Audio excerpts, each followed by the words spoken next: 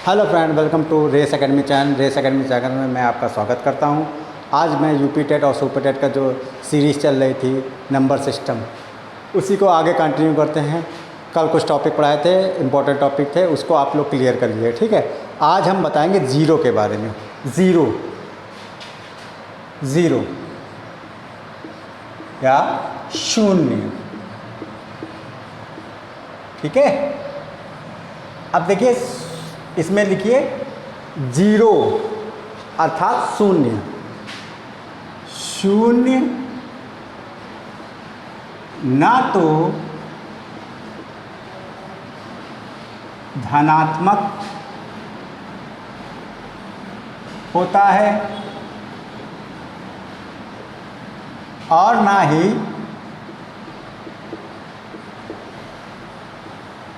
क्या होता है, ऋणात्मक होता है। अर्थात जो शून्य होता है वो ना पॉजिटिव होता है और ना निगेटिव होता है। इसको लिख लीजिए, ठीक है। अब देखिए अगला पॉइंट क्या है।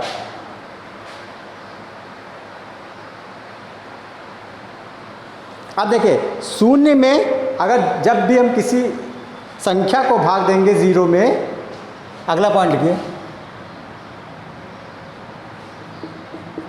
शून्य में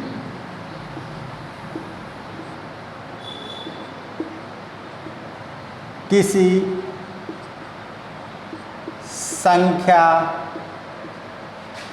को भाग देने पर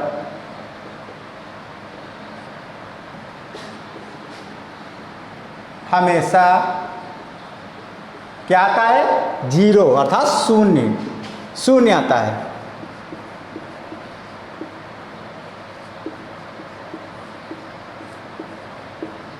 जैसे ये देखिए क्या लिखा है, शून्य में किसी संख्या को भाग देने पर, अर्थात जीरो बटे, ये एक भी हो सकती है, ए, जीरो बटे बी, जीरो बटे सी। मतलब ऐसे अगर किसी भी संख्या को जीरो में भाग देंगे तो क्या आएगा, हमेशा जीरो आएगा। जहाँ ए बी सी क्या होते हैं, रियल नंबर होते हैं, बराबर रियल नंबर, मतलब वास्तविक संख्या।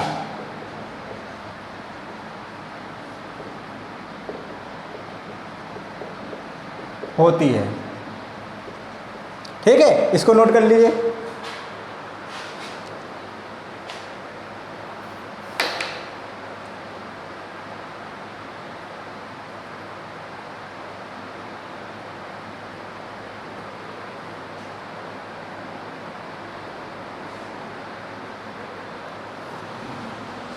ठीक है, नोट हो गया। अब आगे अगला पॉइंट, अभी क्या था कि शून्य में किसी संख्या को भाग देने पर क्या आता था, जीरो। अब इसका जस्ट अपोजिट आएगा। इसका अपोजिट क्या आएगा,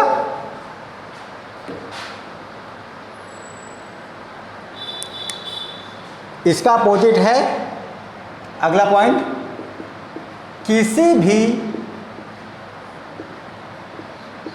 संख्या में शून्य का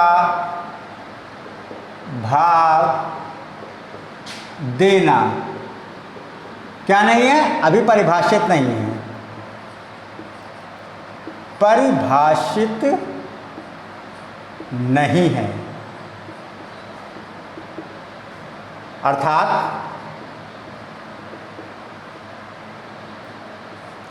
अभी देखिए, किसी भी संख्या में शून्य का भाग देना परिभाषित नहीं है। मतलब अगर यहाँ a बटे ज़ीरो या b बटे ज़ीरो या c बटे ज़ीरो कर दे तो ये परिभाषित नहीं है, और इसका भाग देने पर हमेशा इसका भाग देने पर हमेशा क्या आएगा, इन्फिनिटी।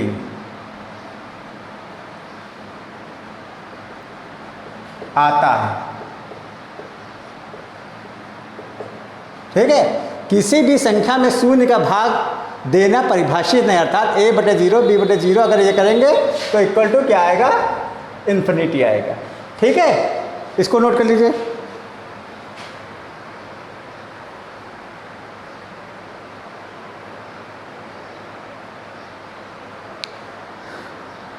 ठीक है, अब हम पढ़ाएंगे आपको जातिमान। जातिमान क्या होता है, कोई बताएगा?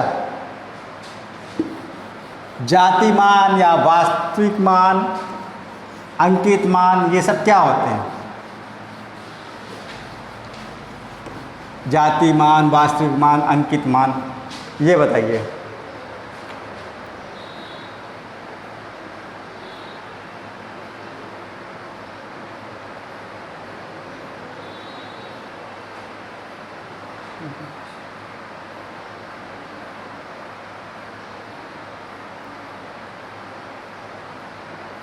नेक्स्ट टॉपिक लिखिए।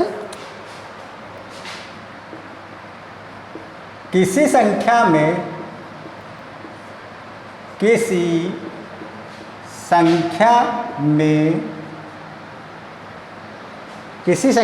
आगे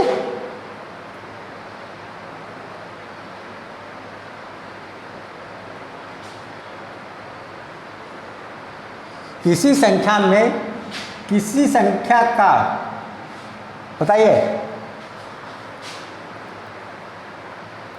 किसी संख्या में किसी अंक का जो वास्तविक मान होता है उसे उसका क्या कहते हैं, जाति मान कहते हैं।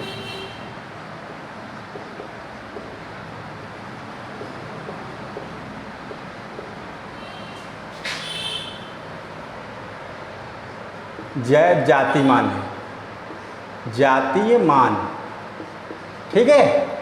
समझ में आया? किसी संख्या में किसी अंक का जो वास्तविक मान होता है उसे उसका जाति मान कहते हैं।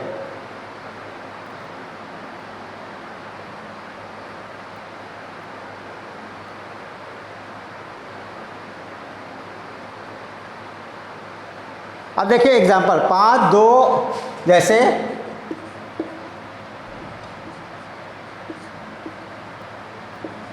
5, 2, 8, 3।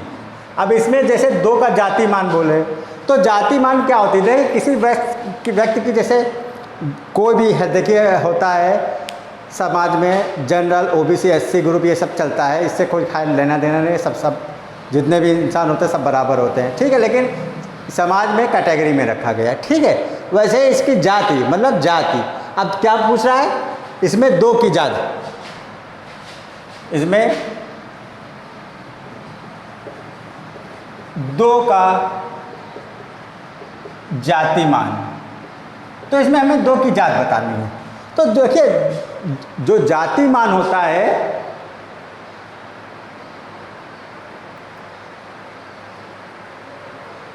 देखिए जाति मान को वास्तविक मान, अंकित मान, ये तीनों कहते हैं, ठीक है। अब इसका देखिए जाति मान क्या होगा, ये 2 का जाति मान 2, ठीक है। 2 का जाति मान क्या होगा? जाति मान, अंकित मान, वास्तविक मान,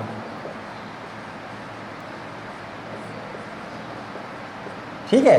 ये तीनों इसी को कहते हैं। इसका 2 क्या जो होगा, अगर इसी में स्थानीय मान पूछ लेता, जैसे 2 का स्थानीय मान, ठीक है।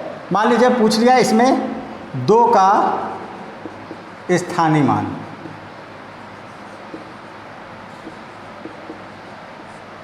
क्या होगा इसी में, ठीक है। अब देखिए 2 कौन से नंबर पे है?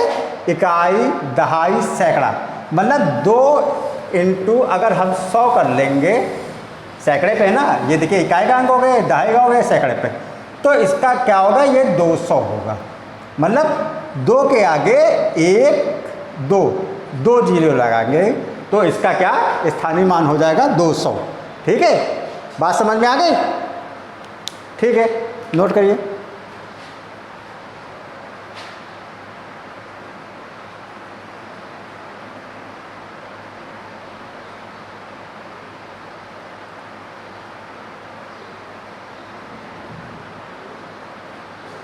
स्थानीय मान में लिख लीजिए, ये तो जाति मान हो गया।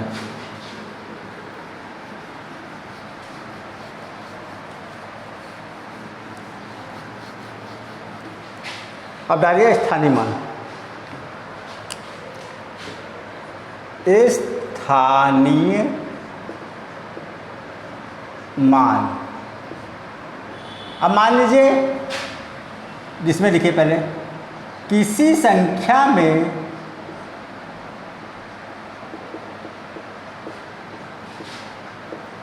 उसके स्थान के अनुसार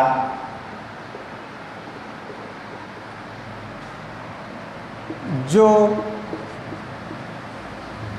मान होता है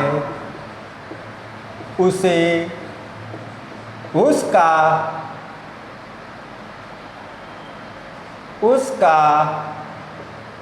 स्थानीय मान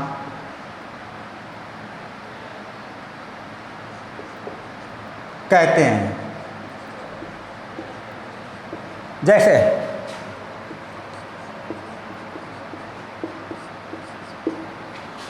एक संख्या ले ली,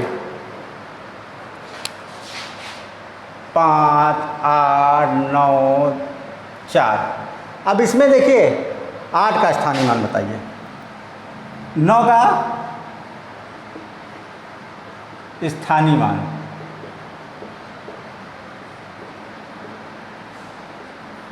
ज्ञात करना है। अब देखिए हमने पहले भी बताया था, आप फिर बता रहे हैं। देखिए स्थानीय मान क्या लिखा है, किसी संख्या में उसके स्थान का स्थान, इसमें इसका 9 का ये है। ठीक है, अब ये देखिए किस नंबर पे आती है, इकाई दहाई, मतलब 9 है जो दहाई पे आता है, मतलब 9 का 10 से मल्टीप्लाई कर देंगे, क्या हो जाएगा 90। ठीक है, अगर ये संख्या यहाँ पे होती तो इसका 100 से कर देते, 9 × 100। ठीक है, ये 900 हो जाता है।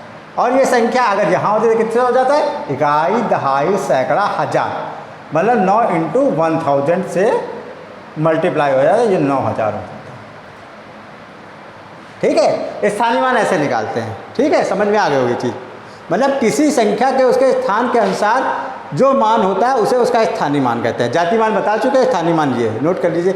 ऐसे मान लीजिए 6 8 2 1 है। अब इसमें 8 का स्थानीय मान, तो 8 का स्थानीय मान, 8 का स्थानीय मान तो क्या हो जाएगा, 8 × इकाई दहाई सैकड़े पे है, तो सैकड़े पे मतलब 100 से मल्टीप्लाई कर देंगे तो ये 800 हो जाएगा। ठीक है, इतनी सी बात है, सिंपल सी बात है। आप लोग मन से पढ़िए, सब आएगा, हम आपको सब सिखाएंगे।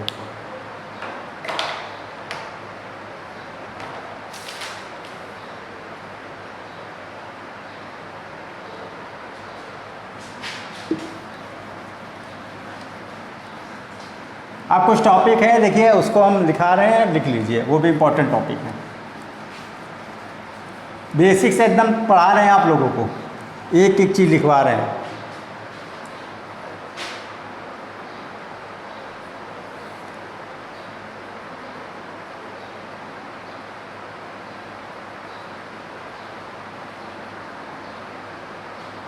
टॉप डालिए नंबर 1, 2 परिमेय संख्याओं का योगफल,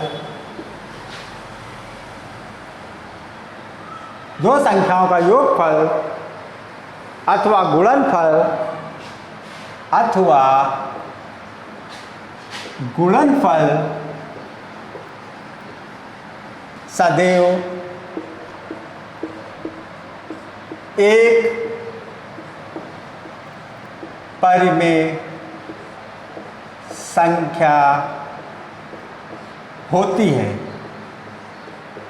ठीक है, दो परिमेय संख्याओं का योगफल अथवा गुणनफल सदैव क्या होती है? एक परिमेय संख्या होती है। ठीक है, इसको लिखिए।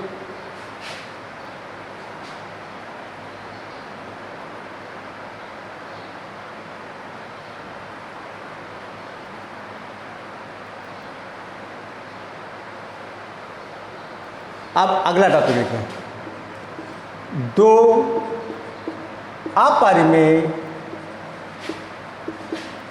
संख्याओं का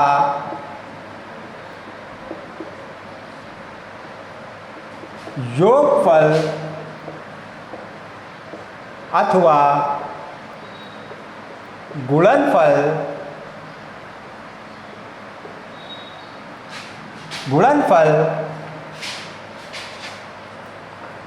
कभी परिमेय संख्या तथा कभी अपरिमेय संख्या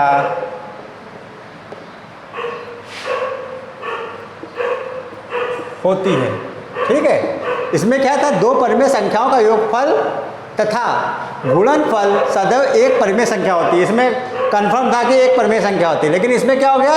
दो अपरिमेय संख्याओं का योगफल अथवा गुणनफल कभी परिमेय संख्या हो सकती है और कभी अपरिमेय संख्या हो सकती है। दोनों कंडीशन हो सकती है इसमें। लिखिए इसको।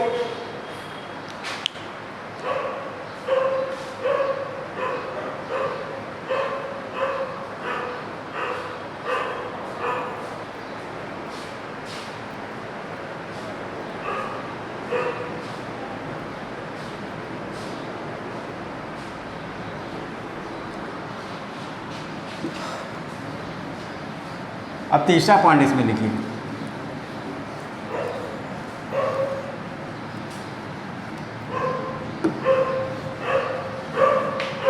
तीसरा पॉइंट इसमें लिखिए,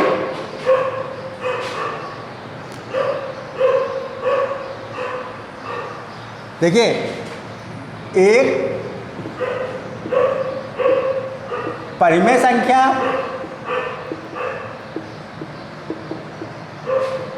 तथा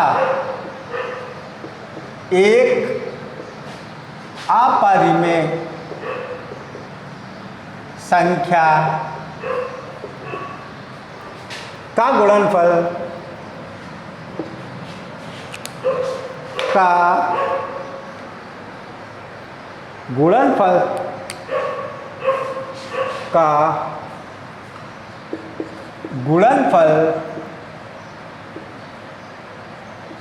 तथा योगफल एक परिमेय संख्या तथा एक अपरिमेय संख्या का गुणनफल तथा योगफल सदैव एक अपरिमेय संख्या होती है। सदैव एक अपरिमेय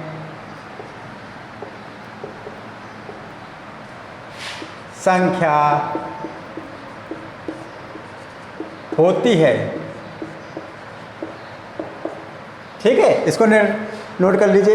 एक परिमेय संख्या तथा एक अपरिमेय संख्या का गुणनफल तथा योगफल सदैव एक अपरिमेय संख्या होती है।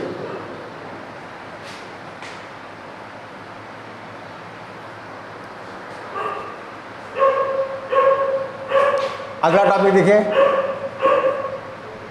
पाई एक अपरिमेय संख्या होती है, लेकिन इसका मान क्या होता है? इसका मान क्या होता है? 22/7। 22/7।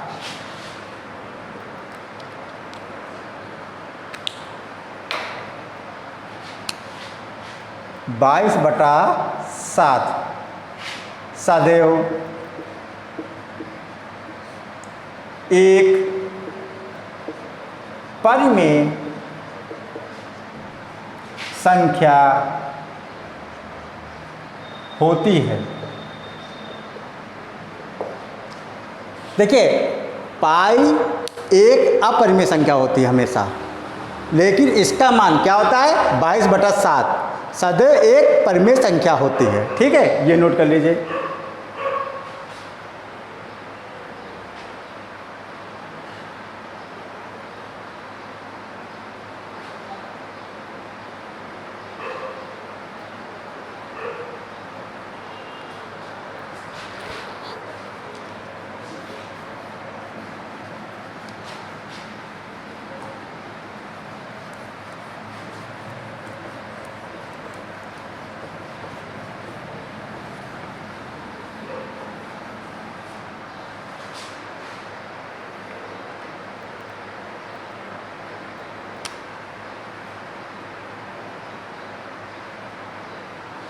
अगला टॉपिक,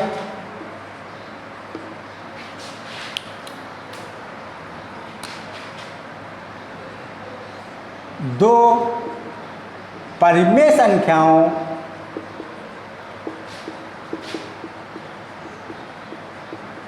या दो अपरिमेय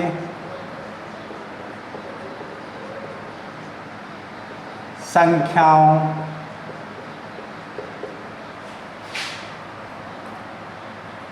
के बीच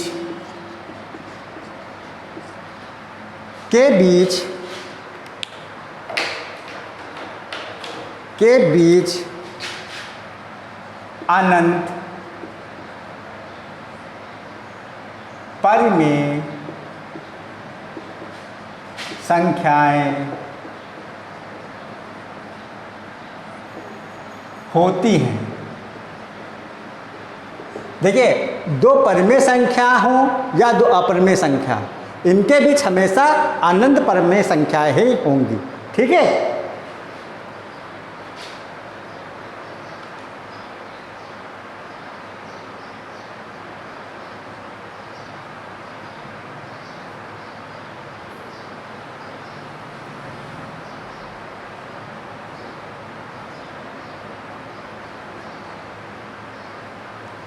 अगला टॉपिक देखिए,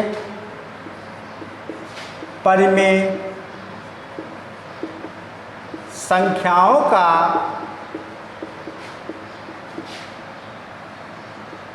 दशमलव निरूपण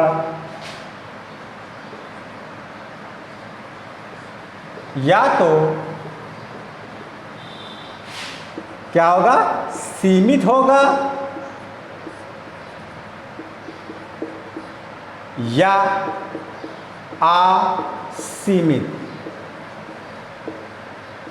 होगा। इसको भी लिख लीजिए, इंपॉर्टेंट टॉपिक हैं सारे।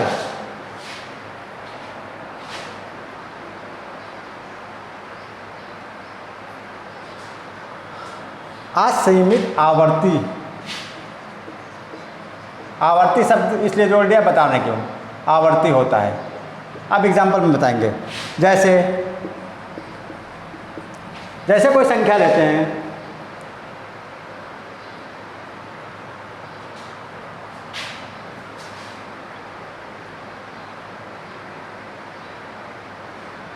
जैसे देखिए सीमित में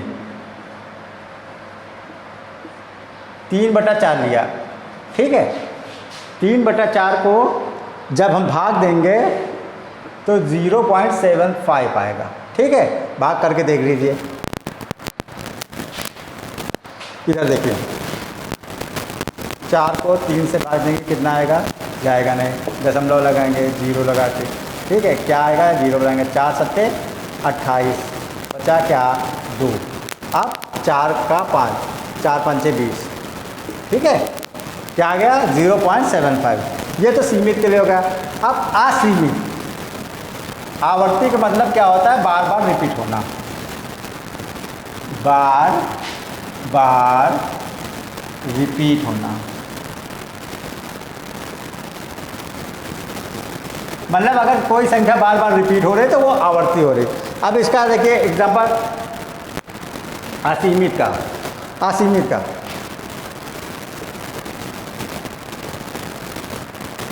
तो 11/3 ले लिया, ठीक है। अब 11 को जब 11 बार देंगे भाग तो कितना आएगा, 3 चौक 12 होता जाएगा, 3 त्रिका 9 बचा 2, ठीक है। दशमलव लगाए 0, फिर 3 छक्का 18, फिर क्या बचा 2, फिर दशमलव लगा 0 बढ़ा दे, फिर 6, मतलब ये 6 बार बार आते चले जाएंगे। तो इसका आंसर क्या आएगा 3.66। ये असीमित हो गया। असीमित आवर्ती मतलब बार बार रिपीट होना ये होता है, ठीक है। बात समझ में आई। परिमेय संख्याओं का दशमलव निरूपण या तो सीमित होता है, सीमित में ये 3 मतलब अलग अलग संख्याएं आएंगी, और असीमित में 11/3 जैसे एग्जाम्पल है ये असीमित आवर्ती, आवर्ती मतलब बार बार रिपीट होना। अब बार बार रिपीट का मतलब 3 को 11 में जब जैसे भाग दिया तो 3 त्रिका 9 आ गया, फिर 3 छक्का 18, 3 छक्का 18, 3 छक्का अनंत आता रहेगा, ठीक है। ये होता है।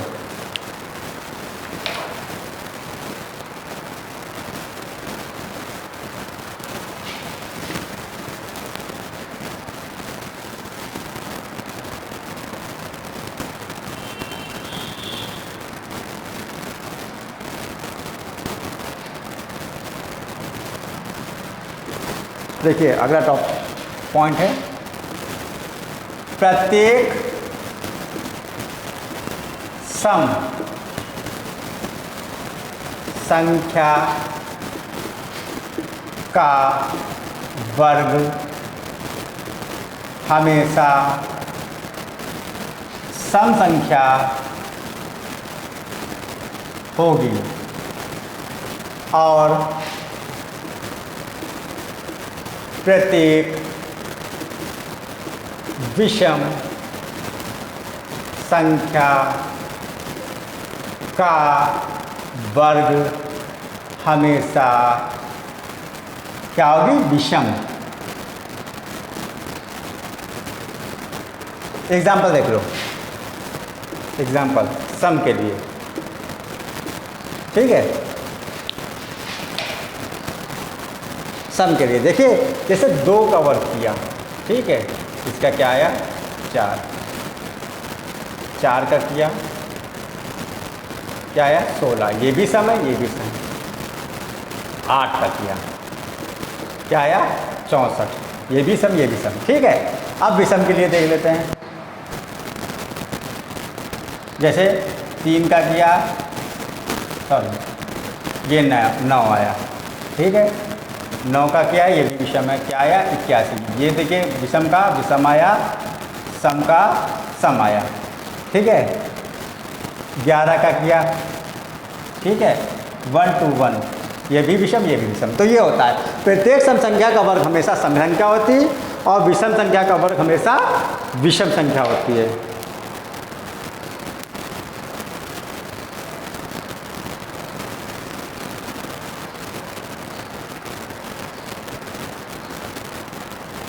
अब लिखिए प्रथम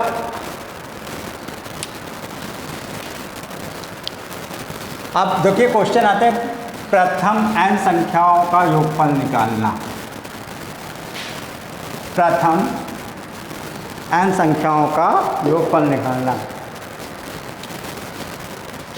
देखिए आता है प्रथम n प्राकृतिक संख्याओं का योगफल निकालना। कैसे निकाला जाता है, इसका एक फार्मूला होता है। देखिए फार्मूला क्या होता है, एस, इधर लिखते हैं एस, ये बराबर ये n+1/2। इससे जब भी कहेगा कि संख्या दे देगा इतनी संख्याओं के प्राकृतिक संख्याओं का योगफल निकालना है तो ये फार्मूला लगाएंगे, एस n = n+1/2 निकाल देंगे, होता है। अब जैसे एग्जांपल देखिए, मान लीजिए 10 प्रथम 10 प्राकृतिक संख्याओं का निकालना है। तो इसमें क्या करेंगे, देखिए n की जगह क्या दे दिया, 10 दे दिया, ठीक है। यहाँ क्या गए 10, n की जगह n इक्वल टू 10 दे दिया है, ठीक है। अब यहाँ 10 लिखेंगे n की जगह, फिर 10 + 1 कितना हो गया, ठीक है, ये बटे 2। अब इधर देख लीजिए, ये तो 10 ऐसे ही रहेगा, ये हो जाएगा 11, ठीक, बटे 2। तो 11 × 10 बटे 2, 2 पंची 10 मतलब 55, ये आंसर हो जाएगा।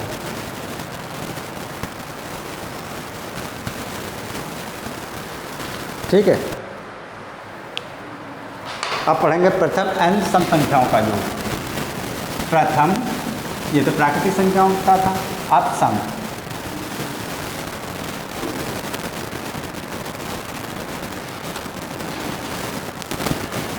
प्रथम n सम संख्याओं का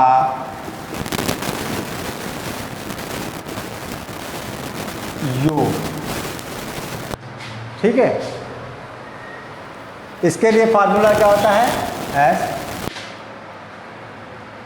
=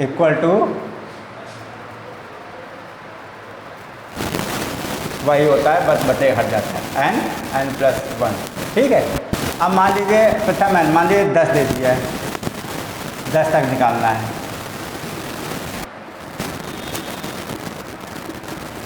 ठीक है। सम संख्या 10 है, तो ठीक है, n की जगह क्या रख देंगे, 10।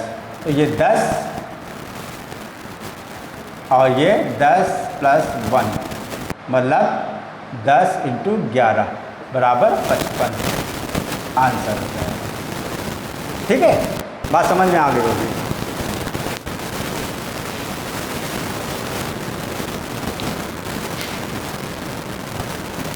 अब देखिए ये सम संख्याओं का था, अब प्रथम n विषम संख्याओं का। प्रथम n विषम संख्याओं का योग, ठीक है, विषम संख्या है। इसके लिए क्या करेंगे, सिंपल सा है, Sn क्या होगा = n²। मान लीजिए विषम संख्या का 9 हो गया, इसका निकालना है, तो S9 इसकी जगह 9, तो n की जगह 9 कर देंगे, तो 9 का वर्ग कर देंगे, क्या हो जाएगा 81, ठीक है। 9 का वर्ग कितना होता है, 81, सॉरी, ठीक है। समझ में आ गई होगी चीज़।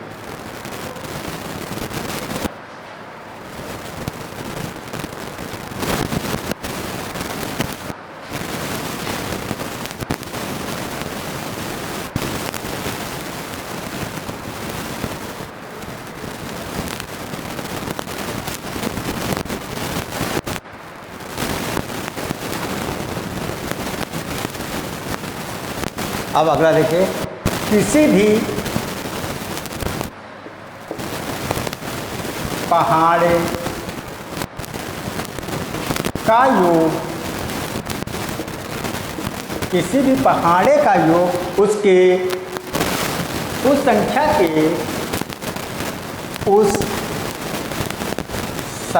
के 55 गुना, क्या 55 गुना के बराबर होता है, के बराबर होता है। देखिए किसी भी पहाड़े का अगर योग निकालना है, चाहे कोई भी पहाड़ा हो, तो उस संख्या मतलब ये पहाड़ा, संख्या मतलब ब्रैकेट में लिखिए पहाड़ा के 55 गुना के बराबर होता है। अर्थात n पहाड़ों का योग मतलब 55n, ठीक है। कैसे बोला है, किसी भी पहाड़े का योग उस संख्या के, ब्रैकेट में संख्या मतलब पहाड़े का 55 गुना के बराबर होता है, मतलब अर्थात n पहाड़े हैं तो उसका योग क्या हो जाएगा 55n। देखिए एग्जाम्पल 11 का मान लेते हैं, ठीक है। तो क्या हो जाएगा, अब अगर 11 को 55 बार लिखोगे, जैसे 11 11 11 11 इतने तो बहुत हो जाएंगे ना, पता नहीं 55 बार लिखते लिखते आप परेशान हो जाएंगे। तो इसका क्या करेंगे, 11 इंटू 55 कर देंगे। अब इसका क्या हुआ, 11 पचे 55 और 11 पचे 55 5, 11 पचे 55 का 5, 11 पचे 55 5 60, 605 आंसर, ठीक है।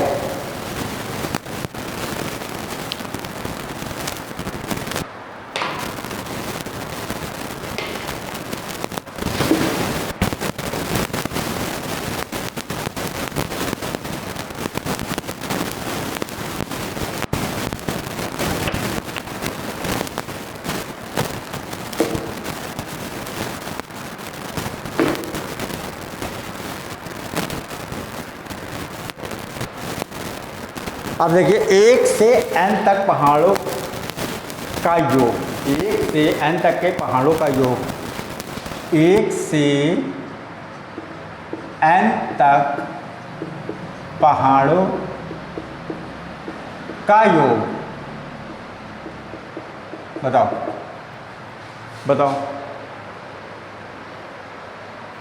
तो क्या होगा, इसका फार्मूला होता है 55 इंटू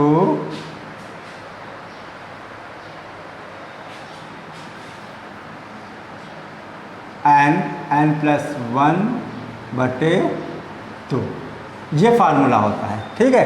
1 से n तक पहाड़ों का योग ये होता है 55 ब्रैकेट में n प्लस 1 ब्रैकेट क्लोज बटे 2, ये होता है।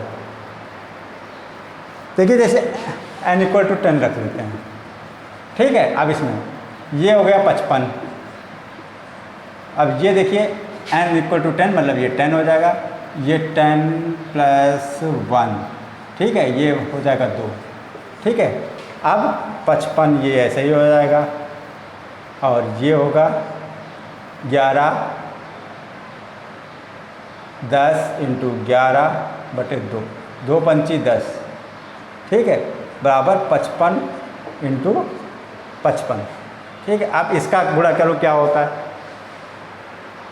इसका जो भी आएगा वही आंसर हो जाएगा, ठीक है। तो आज इतना ही रखते हैं, कल इसकी सीरीज़ की आगे की पढ़ाई करेंगे, ठीक है। तब तक के लिए थैंक यू, क्लास ज्वाइन करने के लिए। आगे इसके जो भी टॉपिक हों कंटिन्यू किया जाएगा। Thank you.